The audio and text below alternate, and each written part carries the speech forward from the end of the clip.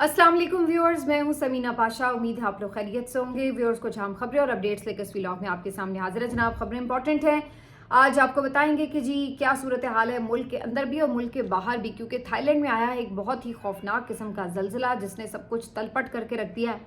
और इस जल्जले में क्या हमारे लिए निशानियां हैं, सोचने और समझने की बात है, इसके ऊपर बात करेंगे।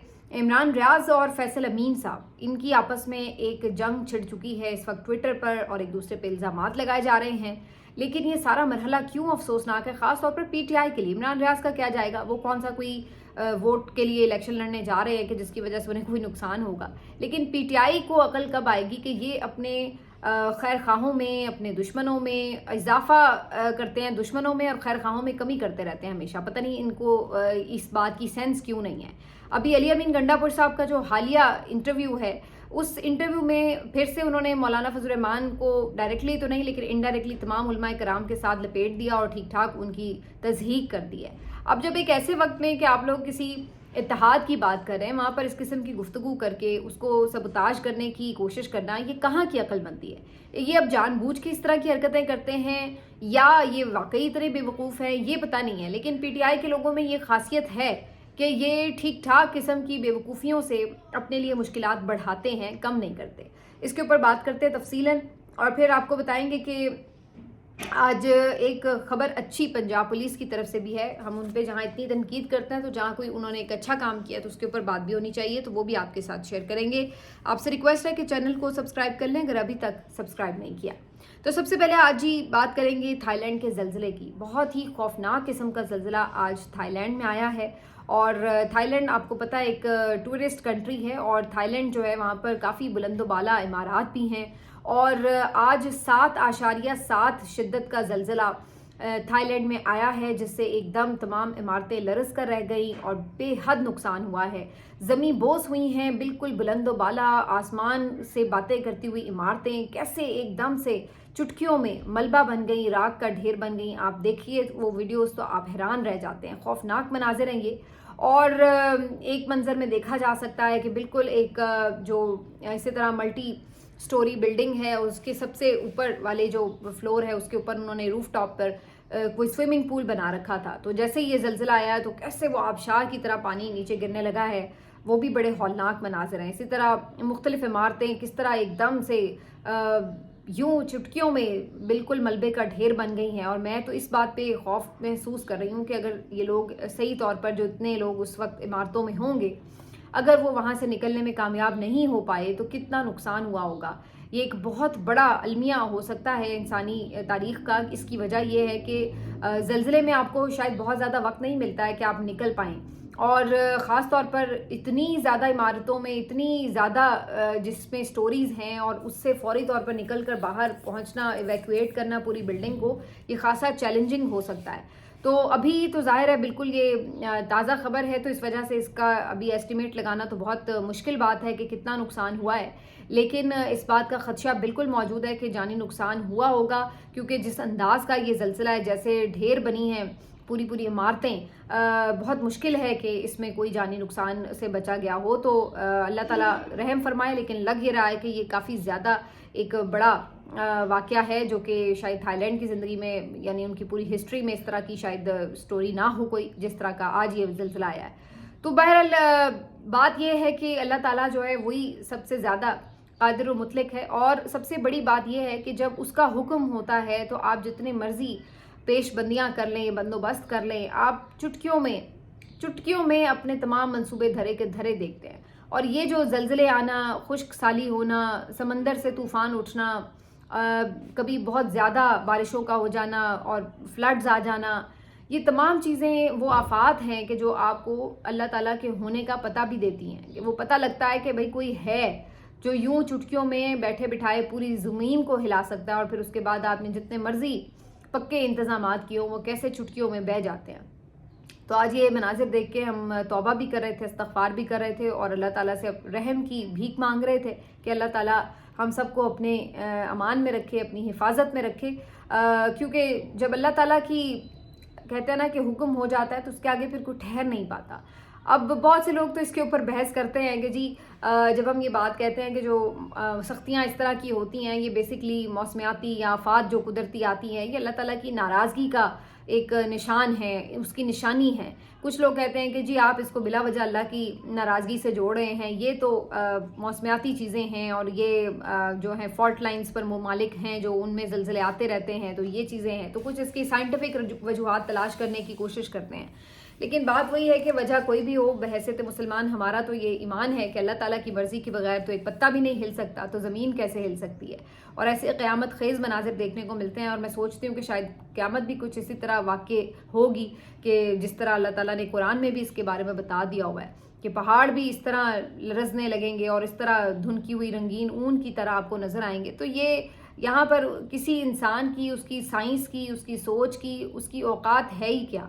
تو اللہ تعالیٰ سے ہر وقت ڈرتے رہنا چاہیے اور کوشش یہ کرنی چاہیے کہ اللہ تعالیٰ کے راستے پہ چلیں، ظلم کا ساتھ نہ دیں، ظالم کا ساتھ نہ دیں اور ظلم کرنے سے باز رہیں، کیونکہ ہمیں نہیں پتہ ہے کہ کب کس وقت کون سا لمحہ آخری لمحہ ہوگا۔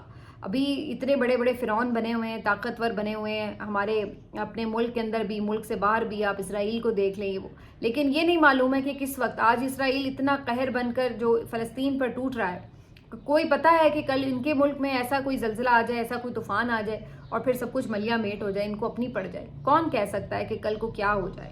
تو یہ اپنی جو ایک انسان کی محدود اختیارات کا حد ہے نا، اس کو یاد رکھنا چاہیے اور اللہ سے ڈرنا چاہیے۔ اب پاکستان میں بھی میں یہی دیکھ رہی ہوں کہ آخری عشرے میں بھی، تاک راتوں میں بھی جس طرح کے ظلم ہوئے لوگوں کے اوپر اور جس طرح سے ماؤں کو رلایا آپ نے، کیا پتا کس ماں کی آہ عرش ہلا دے، پھر آپ کیا کریں گے؟ کدھر چھپیں گے جا کے؟ پھر تو شاید آپ کو یہ بھی موقع نہ ملے کہ آپ کوئی توبہ استغفار ہی کر لیں۔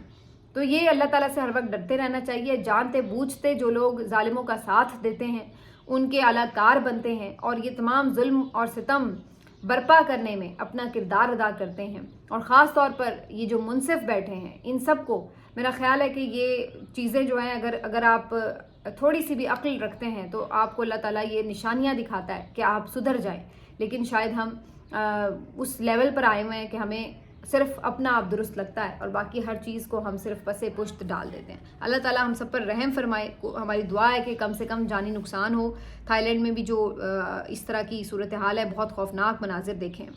آگے جی اب آ جاتے ہیں ذرا اپنی ملک کے سیاسی اور دیگر معاملات کی طرف۔ غزہ کی بات ہوئی تو میں یہاں یہ بتا دوں کہ آج اسلام آباد میں غزہ کی حمایت میں جو القدس ریلی نکالی گئی ہے، تو کافی بڑی یہ ریلی ہے، اور ظاہر ہے فلسطین کے ساتھ ہمیشہ پاکستان کے عوام کے جذبات رہتے ہیں، ہمدردی رہتی ہے، تو جب بھی کبھی ایسی کال آئی ہے تو لوگوں نے بڑی تعداد میں لبیک کہا ہے۔ تو ہمیشہ کی طرح یہ بھی ایک بڑی زبردست قسم کی ریلی تھی۔ اچھی بات یہ کہ آج کم از کم اس میں کوئی رکاوٹ نہیں ڈالی گئی اور بھرپور قسم کی ریلی نکالنے دی گئی ہے۔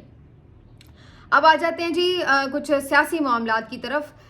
سب سے پہلے تو میں آپ کو یہ بتا دوں کہ علی امین گنڈا پور صاحب نے کل ایک انٹرویو دیا، اور اس انٹرویو میں علی امین گنڈا پور صاحب جو ہیں وہ ہرزہ سرائی کرتے ہوئے بس باز نہیں آئے۔ اچھی خاصی گفتگو چل رہی ہے۔ اب آپ کو پتہ ہے کہ آپ کی پارٹی ایک مشکل حالات میں ہے اور وہاں پر آپ ایک اتحاد کے لیے کوشش کر رہے ہیں۔ دیگر آپ کی جو قائدین ہیں وہ کتنی بار جا کے مولانا سے مل چکے ہیں، ان کے ساتھ کوشش کر رہے ہیں کہ اختلافات ختم ہو سکیں اور کسی اتحاد کی طرف بڑھ سکیں تاکہ کوئی متفقہ لاحمل بنایا جا سکے۔ لیکن ایسی کوششوں میں اگر آپ خود ہی اپنی زبان کو کنٹرول میں نہ رکھیں اور کوئی ایسی بات کہہ دیں جس کی وجہ سے اگلا بندہ پھر ناراض ہو جائے، تو وہاں پہ پھر آپ کو کون یہ کہے گا کہ ہاں بھئی آپ جو ہیں کوئی عقل مند کام کر رہے ہیں؟ ہر کوئی یہی کہے گا کہ آپ تو پھر اس کا مطلب ہے پتہ نہیں سنسیئر ہی نہیں اپنے کاز کے ساتھ، کہ بات صرف آپ کو ذاتی اختلافات کی نہیں ہوتی، پھر آپ کو اپنے ذاتی اختلافات ایک سائڈ پر رکھ کر صرف اور صرف یہ سوچنا چاہیے کہ کاز کو کون فائدہ دے رہا ہے اور کون نقصان دے رہا ہے، بھلے وہ شخص آپ کو ناپسند ہی کیوں نہ ہو۔ پھر تو یہ اب عجیب سی صورتحال ہے۔ کل انہوں نے ایک سوال کے جواب میں یوں بات کر دی کہ جی لوہا جو ہے اس سے بھی زیادہ طاقتور آگ ہے، آگ سے زیادہ طاقتور پانی ہے، پانی سے زیادہ طاقتور انسان ہے، انسان سے زیادہ طاقتور جو ہے وہ موت ہے، اور موت سے زیادہ طاقتور صدقہ ہے، اور پھر آخر میں مذاق اڑاتے ہوئے کہتے ہیں کہ جی صدقے سے بھی زیادہ طاقتور مولوی ہے، کیونکہ مولوی تو صدقے کو بھی کھا جاتا ہے۔ تو آپ اندازہ لگائیے کہ وہ علماء کرام اور جب آپ انڈائریکٹلی اس طرح سے بات کریں گے تو کیا دوسرا بندہ سوچے گا آپ کے بارے میں کہ آپ کیا چاہتے ہیں۔ तो ये बिल्कुल ही एक बिला ज़रूरत किस्म की गुफ्तगू थी और बिल्कुल इसकी कोई ज़रूरत नहीं थी, किसी किस्म का इसका कोई जवाज़ नहीं बनता कि आप करें। वैसे इस तरह की गुफ्तगू तो आप आम तौर पे भी नहीं बंदा करता है, लेकिन जब आप किसी ऐसी सिचुएशन में हो कि जहाँ आप किसी इत्तेहाद की तरफ जा रहे हैं तो फिर इस तरह की गुफ्तगू करना तो एक बेवकूफ़ाना अमली है, इसके अलावा तो कुछ नहीं हो सकता। और वही बात हुई, आज JUIF के तर्जुमान ने इसके ऊपर एक बयान जारी किया और उन्होंने कहा कि जी अली अमीन गंडापुर साहब बता दें कि ये चाहते क्या हैं। जब भी इत्तेहाद की तरफ मामलात बढ़ रहे होते हैं तो क्यों कोई ना कोई शख्सियत उठ के ऐसी बात कर देती है कि जिसकी वजह से इत्तेहाद सबूताज होता है। तो या तो इसके ऊपर वजाहत जारी की जाए या फिर हम ये समझें कि ये PTI की पार्टी पॉलिसी है, ज़रा ये भी बता दीजिए, क्योंकि इस तरह से तज़हीक करना उलमाए कराम की तो ये तो किसी तौर जो है वो काबिल कबूल नहीं है। तो उन्होंने इसके ऊपर काफ़ी सख्त अब रद्द-ए-अमल दिया है। वही बात हुई कि भाई आपको ज़रूरत क्या पेश आई थी कि आपने इस किस्म की गुफ्तगू की और बिला वजह। तो कभी कभी जो बहुत से लोग ये बात करते हैं कि जी अली अमीन गद्दार हैं या वो सिंसियर नहीं है, तो हम तो ये बात नहीं करते कि वो सिंसियर नहीं है। यकीनन वो हो सकता है सिंसियर हो सकता है कि उनकी अप्रोच डिफरेंट हो, वो किसी दूसरे तरीके से इमरान खान साहब की रिहाई या किसी मुल्क के मफाद के लिए किसी दूसरे तरीके से चाहते हो काम करना।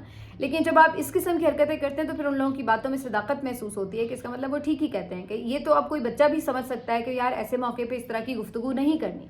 लेकिन फिर भी आप जानबूझकर ऐसी गुफ्तगू करें तो इससे तो यही तासुर उभरेगा कि पता नहीं आप चाहते ही नहीं है कि कोई इत्तेहाद बने और आप जानबूझकर इस तरह दूसरे को अनॉय कर रहे हैं। तो ये वाली सूरत हाल है। उसके बाद जी बात यहाँ पर नहीं सिर्फ रुकी, बल्कि जो मुखालिफ सियासी जमातें हैं वो तो चलिए हैं ही, जो इत्तेहाद की जमातें हैं आप उनको भी नाराज़ करते हैं और फिर उसके बाद जो बाकी बचा कुचा वक्त होता है उसमें ये जो सहाफ़ी हैं उनके ऊपर भी अटैक शुरू कर देते हैं। अब नया कारनामा ये हुआ है कि इमरान रियाज भाई ने एक व्लॉग किया, उस व्लॉग में उन्होंने एक शेर अफजल मरवत साहब की TV टॉक शो में गुफ्तगू थी, उस गुफ्तगू को वो बयान कर रहे थे कि शेर अफजल मरवत साहब ये कह रहे हैं कि जी एक फॉरवर्ड ब्लॉग बन जाएगा, यूँ हो जाएगा वो हो जाएगा। तो अब वो इस तरह की बात उनकी रिपीट कर रहे थे बेसिकली। अब किसी ने शरारत में ये किया कि जो उनका वो हिस्सा था जहाँ वो ये बात कह रहे हैं कि शेर अफजल मरवत ने कहा ये वो, उसको नहीं बीच में क्लिप में डाला, लेकिन वहाँ से बात निकाली कि जैसे इमरान रियाज अपने तौर पे ये खबर दे रहे हैं कि जी यूँ होने जा रहा है PTI के साथ और यूँ होने जा रहा है, और सारी नेगेटिव बातें इस तरीके से क्लिप में लगा दी कि उसमें इमरान रियाज भाई जैसे ये तमाम नेगेटिव बातें कह रहे हों। अब उसके ऊपर जो है वो फैसल अमीन साहब जो अली अमीन गंडापुर साहब के भाई भी हैं और उनके राइट हैंड हैं इस वक्त हुकूमत चलाने में भी, वो कहते हैं कि जी आपकी ख्वाहिश ज़रूर हो सकती है ब्ला ब्ला ब्ला, लेकिन जी हमें भी पता है आप किसके साथ हैं। उनके ऊपर जनाब आगे इल्ज़ामात की बौछार और कहा कि जी ऐसा तो कुछ नहीं होने वाला और ये वो। उस पर अली अमीन गंडापुर साहब के भाई को इमरान रियाज भाई ने जवाब दिया कि भाई पहले आप चेक तो कर लें कि हकीकत है क्या। कोई क्लिप आता है और उसके ऊपर आप लोग सारे रिएक्शन देना शुरू कर देते हैं। भाई मैं तो वो ये बता रहा था कि शेर अफजल मरवत ये कह रहा है, मेरा तो ये पॉइंट ऑफ व्यू नहीं है, ना मैंने ये खबर दी है, ना मेरी ये राय है उसके ऊपर। तो आप पहले ही उसके ऊपर शुरू हो गए हैं। उसके ऊपर उन्होंने भी उन्हें थोड़ी सी ज़रा याद दहानी कराई कि आपके भी मामलात किस तरह के चल रहे हैं ये वो। जब अली अमीन की हवाले से इस पे बात की इमरान भाई ने, तो उन्होंने आगे से शुरू कर दिया करना कि जी आपका गुस्सा हमें पता है कि क्यों है। अब इतना बड़ा इल्ज़ाम इन्होंने इमरान रियाज पे लगा दिया कि जी आप जब डी चौक एहतजाज के बाद मिले थे अली अमीन से तो आपने आके कहा कि यही तो मौका था कि आप पुलिस और रेंजर्स के ऊपर फायरिंग करवा देते, दो बदू फायरिंग होनी चाहिए थी। तो ये आपने जो बात कही उस वक्त अली अमीन ने आपको फिर CM हाउस से निकाला कि तुम कैसी बात कर रहे हो, अपने शरंगेज़ मशवरे अपने पास रखो ये वो। तो उसके बाद से आपको गुस्सा है और इस तरह की बातें और फिर माली करप्शन के इल्ज़ामात एक दूसरे पर। अब ये इतनी बड़ी फजूल बात है कि मतलब आप सोच नहीं सकते कि कोई भी जी अक्ल शख्स ये मान सकता है कि इमरान रियाज या कोई भी और बंदा ये उन्हें बात कह रहा होगा कि जी आप अपने फ़ौजियों के ऊपर और पुलिस एहलकारों के ऊपर, रेंजर्स के ऊपर गोली चला दें या ऐसी कोई गोली चलाने से आप कोई जंग जीत सकते थे। मतलब ये किस कदर बेवकूफ़ाना बात है। और आप इस तरह के इल्ज़ामात जो है वो बगैर किसी सबूत प्रूफ के दूसरे जर्नलिस्ट के ऊपर लगा कर और उसकी क्रेडिबिलिटी ख़राब करने की कोशिश कर रहे हैं और उसके दुश्मन बना रहे हैं सबको। क्योंकि हम तो पहले ही देख रहे हैं कि रियासत उनकी दुश्मन बनी पड़ी, इदारे उनके खिलाफ हैं और आप उन्हें और इस तरह की बातें कह रहे हैं कि हाँ जी उसने हमें गोलियां चलाने के लिए मशवरा दिया था ताकि वो और उनके खिलाफ हो जाएं। तो ये किस किस्म की सियासत है और ये किस किस्म की बात है। भाई अगर आपको उनकी पहली बात तो ये कि ये खबर उनकी थी नहीं है तो वो शेर अफजल मरवत की बात करते हैं। अगर आपको इस पर एतराज़ है तो आप ये कहें कि भाई ऐसी कोई बात नहीं, बात ख़त्म। उल्टा आप उसके ऊपर ये कौन सा तरीका है कि जो भी आपके ऊपर तनकीद करे आप उस तनकीद का जवाब देने के बजाय उस शख्स के ऊपर चढ़ दौड़ें। یہ ان کی ایک عجیب و غریب اسٹریٹجی ہے. کچھ دن پہلے میں یہ دیکھ رہی تھی، زبیر علی خان جو ہمارے بڑے اچھے زبردست پروفیشنل نوجوان صحافی ہیں، انہوں نے بھی 2-3 دفعہ ایسی کوئی خبریں دی ہیں یا علی امین کے اوپر کوئی تنقید کی ہے یا کسی بھی حوالے سے بھی. ان کی رائے ہے، غلط صحیح ہو سکتی ہے، اس سے اختلاف یا انکار کیا جا سکتا ہے، لیکن یہ کہ آپ اس بندے کے اوپر ہی چڑھ دوڑتے ہیں، ان کے اوپر مالی کرپشن کے الزامات، اور میں پرسنلی جانتی ہوں ان کو، مجھے پتہ ہے کہ وہ کس قسم کا لڑکا ہے، اس میں ایسی بات ہی نہیں. اور یہ انہوں نے جناب اس کے اوپر الزام لگا دی. اس نے کہا پھر آپ پروڈیوس کریں ثبوت اس کے، تو پھر آگے سے چپ. تو یہ اتنے بیوقوف لوگ ہیں کہ ان کو یہ نہیں پتہ لگتا کہ یہ اپنے لیے بجائے اس کے کہ اس طرح کے جب آپ مشکل حالات میں ہوتے ہیں تو آپ اپنے دوست زیادہ بناتے ہیں. آپ کی کوشش ہوتی ہے کہ اختلافات کرنے والے لوگ کم ہوں اور آپ کی حمایت میں آواز اٹھانے والے زیادہ ہوں، کیونکہ آپ تو آلریڈی عتاب کا شکار ہیں. اور یہ وہ عقل مند لوگ ہیں کہ ایسے موقع پہ بھی اپنے دشمنوں میں اضافہ کرتے ہیں، کہ ہر محاذ کھول لیتے ہیں ہر جگہ. اپنی لڑائیاں بھی ان کی آپ دیکھ لیں، 1000 لڑائیاں آپس میں ہی کرتے رہیں گے، اس کے بعد صحافیوں سے لڑیں گے، اس کے بعد باقی سیاسی جماعتوں سے لڑیں گے. تو بھائی آپ اتنا جب لڑیں گے تو آپ کس محاذ پہ کامیاب ہوں گے؟ نتیجہ کیا ہے؟ نتیجہ یہ ہے کہ آپ تمام تر مقبولیت کے باوجود بھی نہ اپنے لیڈر کو رہا کر پائے ہیں، نہ اپنا مینڈیٹ واپس لے پائے ہیں، نہ اپنے کارکنوں کو سیف گارڈ کر پائے ہیں. یہ آپ لوگوں کی پرفارمنس ہے. اور پھر جب اس کے اوپر کوئی سوال کرتا ہے یا کوئی تنقید کرتا ہے تو آپ اس شخص کے اوپر چڑھ دوڑتے ہیں کہ جی یہ بندہ جو ہے یہ ہمارا خلاف. بھائی وہ ہر کوئی آپ کے اوپر جو تنقید کرنے والا ہے وہ آپ کا مخالف نہیں ہے، کچھ آپ کی اصلاح کی بات کر رہا ہے، کچھ آپ کا خیر خواہ ہوگا تو کوئی بات کر رہا ہے کہ بھئی یہ آپ کے مسئلے مسائل آ رہے ہیں، اس کو ٹھیک کرو. الٹا آپ اس تنقید کا جواب دینے کے بجائے خود اس کے اوپر چڑھ دوڑتے ہیں. یہ اس طرح کے جو رویے ہیں، اسی وجہ سے پہلے بھی پی ٹی آئی ہمیشہ میڈیا پرسنز کی تنقید کی زد میں رہی ہے، اور لگ بظاہر ایسا رہا ہے کہ یہ آئندہ بھی سلسلہ اسے جاری رکھیں گے اگر ان لوگوں نے اس روش کو تبدیل نہ کیا. تو یہ ایک بہت انفارچونیٹ سی بات ہے. ہم تو یہ نہیں کہ پی ٹی آئی کے صحافی ہیں یا ہم کوئی ان کو سپورٹ کرتے ہیں، ہم تو ظلم کے خلاف بات کر رہے ہیں، اور اس ظلم کے خلاف بات کر رہے ہیں جو آپ کے خلاف ہو رہا ہے. تو ظالم تو اس وقت آپ کے خلاف ہے، لیکن آپ کے خلاف جو ظلم ہو رہا ہے اس کے اوپر آواز اٹھانے کے اوپر بہت سے صحافی بھی اس ظلم کا شکار ہو رہے ہیں. پھر بھی وہ کہتے ہیں کہ نہیں ہم ظلم کے خلاف کھڑے ہیں. لیکن یہاں پر یہ ہے کہ بجائے ان کے کہ آپ یہ کہیں کہ ہاں بھئی یہ صحافی تو ہمارے خلاف ہونے والے ظلم کے خلاف آواز اٹھاتے ہیں، الٹا آپ ان صحافیوں کے خلاف آواز اٹھانا شروع کر دیتے ہیں. تو یہ اس ساری عقل مندی کو اب بندہ کس طرح سے ڈسکلوز کرے یا ڈسکرائب کرے مجھے تو سمجھ میں نہیں آتا. ہم تو کسی پہ احسان نہیں کریں اگر ہم ظلم کے خلاف بات کریں، ہمارا تو یہ کام ہے، ہم آئندہ بھی کریں گے. کل کسی اور پارٹی پہ ظلم ہوگا ہم اس کے اوپر بھی بات کریں گے پہ یہ نہیں ہونا چاہیے. لیکن بات یہ کہ ایک سیاسی بلوغت کا مظاہرہ تو آپ لوگوں کی طرف سے ہونا چاہیے کہ بھائی آپ سمجھیں کہ بھئی یہ بندہ جو ہے ایک جائز تنقید کر رہا ہے، ناجائز ممکن ہے اس کی تنقید ناجائز ہی ہو، یہ بھی ممکن ہے کسی کی خبر غلط ہو، یہ بھی ممکن ہے آپ کسی کی رائے سے اتفاق نہ کرتے ہوں، لیکن اس کا یہ مطلب نہیں کہ آپ فوری اگلے کے اوپر جو ہے اتنے بڑے بڑے الزامات لگانا شروع کر دیں. تو بہرحال یہ ساری جو کہانی ہے وہ آج کی ہے. آخر میں صرف ایک اچھی خبر، پنجاب پولیس کی طرف سے فیصل آباد زیادتی کیس کا جو ملزم ہے اس کو گرفتار کر لیا گیا ہے اور 24 گھنٹوں کے اندر یہ گرفتاری عمل میں آئی ہے. تو یہ زبردست کارنامہ ہے. ہم امید کرتے ہیں کہ اس شخص کو کیفر کردار تک پہنچایا جائے. جہاں ہم اتنی تنقید کرتے ہیں پنجاب پولیس پر، تو جو انہوں نے اچھا کام کیا اس پہ داد دینی بھی بنتی ہے. بڑی فاسٹ طریقے سے انہوں نے اس کو ٹریس کیا اور اس بندے کو پکڑا، اس نے اعتراف جرم بھی کر لیا ہے. بہت ہی لرزہ خیز یہ بھی واقعہ تھا. ملتے ہیں آپ سے اگلے ویلاگ میں، اپنا خیال رکھیے. اللہ حافظ.